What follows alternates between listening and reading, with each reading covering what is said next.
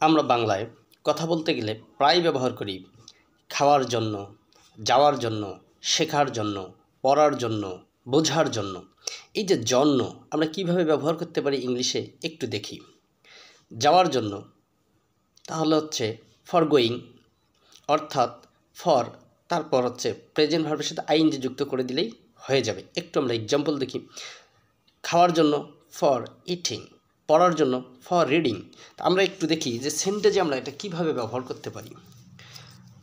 আমরা মাছ ধরার জন্য নদীতে যাই, তাহলে আমরা এটা ইংলিশ এভাবে ব্যবহার করতে পারি, we go to river for catching fish. আমরা শেখার জন্য স্কুলে যাই, তাহলে আমরা শেখার জন্য স্কুলে যাই, তাহলে আমরা যাই তার ইংলিশ হচ্ছে we go to school for learning.